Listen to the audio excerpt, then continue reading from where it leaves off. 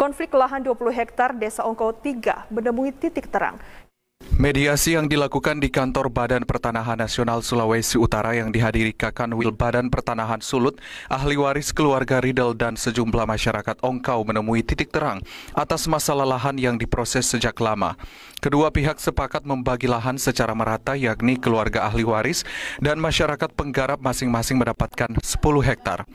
Kakanwil Badan Pertanahan Nasional Sulut Lutfi Zakaria menyampaikan saat ini tinggal negosiasi letak lahan yang dilakukan pihak BPN Sulut. Diharapkan dalam waktu dekat masalah lahan di Desa Ongkau 3 ini selesai. Mediasi ini sudah melangkah lebih jauh, ada pada titik yang mencapai kesepakatan akhir. Memang biasa kalau mediasi melalui tahap-tahap cepat, tapi progres mediasi kasus Tanah Jas Kamil ini terus membaik. Mudah-mudahan bisa terselesaikan segera secara utuh, artinya tidak ada lagi permasalahan-permasalahan. Kedua belah pihak saya pikir cukup akrab, mereka bahkan tidak ada bersih tegang dan saling sama satu visinya bagaimana biar selesaikan permasalahan. Dan ini memang menjadi program kita juga BPN bahwa menyelesaikan masalah itu jangan dengan ligitasi.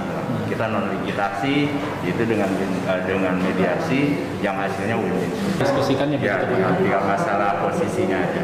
Tapi semangat dari Pak Oscar yang mewakili keluarga leader, Pak Simon, Pak Musa, semangatnya sudah bagaimana ini bisa. Pada mediasi ini, ahli waris keluarga Riedel meminta 10 hektar lahan yang menjadi kesepakatan sebagai milik keluarga Riedel tak dipisah sebab ada dena pembagian lahan yang ditunjukkan pihak BPN Sulut terbagi beberapa bagian. Hal ini diharapkan bisa disepakati bersama baik dari masyarakat penggarap maupun pihak BPN Sulut. Mediasi yang berlangsung di kantor BPN Sulut berjalan baik sebab semua dikomunikasikan secara arif. Tim Liputan TVRI Sulut melaporkan. Sebanyak 143 dari 235 penghuni lapas kelas 3 Amurang memperoleh remisi atau pengurangan masa tahanan antara 1 hingga 5 bulan. Adapun remisi ini dilakukan tepat pada perayaan Hari Proklamasi ke-76 Kemerdekaan Republik Indonesia pada 17 Agustus 2021. Sebanyak 143 dari 235 penghuni lapas kelas 3 Amurang memperoleh remisi atau pengurangan masa tahanan pada HUT ke-76 Proklamasi Kemerdekaan Republik Indonesia. Kepala Lapas kelas 3 Amurang, Vence Mamirahi mengatakan, 143 napi yang memperoleh remisi di mana 1 orang diantaranya perempuan. Menurut Vence, dari total 235 penghuni lapas kelas 3 Amurang ini, sebagian besar tersandung kasus penganiayaan dan tindak asusila. Ada bermacam-macam, ada 2 bulan, 1 bulan, 1 bulan setengah, 3 bulan, 4 bulan, 5 bulan. Ya, kita sebagai masyarakat Indonesia, sekalipun dalam situasi COVID-19 ini, tapi kita tetap semangat. Saya juga mengajak seluruh warga binaan yang ada di sini, kita tetap semangat. Kita berdoa, semoga wabah ini cepat pulih khususnya di negara kita, Republik ini. Sementara itu, Amran, salah satu napi warga Palu, Sulawesi Tengah yang menjalani hukuman 5 tahun dan tersisa 4 bulan lebih lagi baru bebas, sangat berterima kasih karena dirinya juga mendapatkan remisi 5 bulan. Dia juga berharap pada masyarakat jangan sampai berurusan dengan hukum sama seperti dirinya yang sudah kehilangan pekerjaan dan jauh dari keluarga. Perasaan saya senang sekali dan sangat membantu karena setidaknya sudah mendekati kepulangan saya kembali ke keluarga. Jangan seperti kami di dalam sini, karena hidup di dalam penjara ini susah. Kami contohnya mantan dari TNI, kami sudah dihilangkan pekerjaan dan sampai saat ini kami merasa sedih.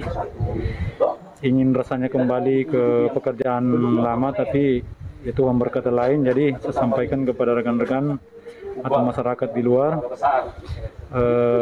jangan berbuat kriminalitas yang bersangkutan dengan hukum agar tidak seperti dengan kami yang sementara di dalam. Diketahui juga di masa pandemi ini seluruh warga binaan dan pegawai lapas kelas 3 Amurang sudah disuntik vaksin dosis pertama dan dijadwal pada 23 Agustus dilakukan suntikan dosis kedua. Di lapas belum ada napi terpapar COVID-19. Mardi Golindra dari Kabupaten Minahasa Selatan melaporkan. Kabupaten Minahasa Selatan resmi ditunda. Hal tersebut seiring dengan terbitnya surat edaran Kemendagri yang ditujukan pada bupati dan wali kota di seluruh Indonesia. Pemilihan kepala desa atau Pilkades yang seharusnya digelar Agustus ini di Kabupaten Minahasa Selatan mengalami penundaan. Kepala Dinas Pemberdayaan Masyarakat dan Desa Kabupaten Minahasa Selatan Henry Lumapau mengatakan penundaan tersebut berdasarkan surat edaran Kemendagri yang ditujukan pada bupati dan wali kota di seluruh Indonesia. Surat tersebut menindaklanjuti arahan Presiden Republik Indonesia terkait penyebaran COVID-19 yang meningkat secara nasional akibat adanya varian Delta di sejumlah daerah di Indonesia. Khusus di Minahasa Selatan, Perbuknya sudah, karena ada komitmen dari Pak Bupati untuk menggelar pelaksanaan pemilihan kepala desa di Kabupaten Minahasa Selatan. Surat Mendagri itu sambil mengevaluasi 2 bulan ke depan, persoalannya ini sudah tanggal, ini di bulan Agustus.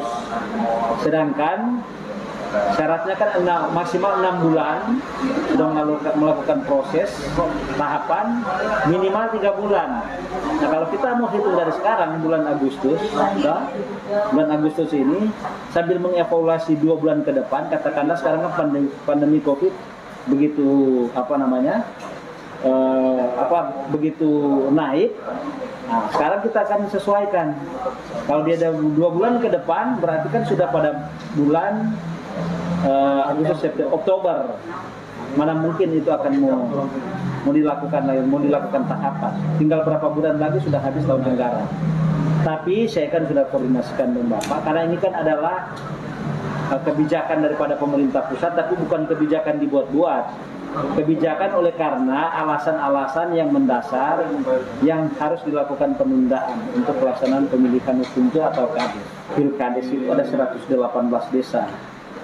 Itu sudah ada anggaran untuk itu, anggaran dari pemerintah kabupaten. Henry berharap para Pemdes untuk tetap aktif melakukan pemantauan kondisi penyebaran COVID-19 di masing-masing wilayah kerja melalui pengoptimalisasian fungsi posko desa, serta tetap menjaga stabilitas dan kondusivitas di wilayah.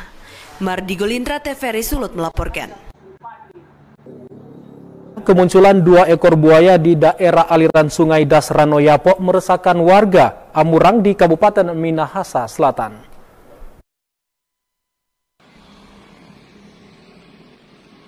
Kemunculan buaya di daerah aliran sungai atau Dasranoyapo meresahkan warga Amurang yang bermukim di emperan sungai. Pasalnya warga mengatakan muara sungai Dasranoyapo di Amurang ini padat penduduk. Veronica Suparto, salah satu warga Kelurahan Rumoong mengatakan sejak kemunculan 2 ekor buaya beberapa pekan lalu dan salah satunya sempat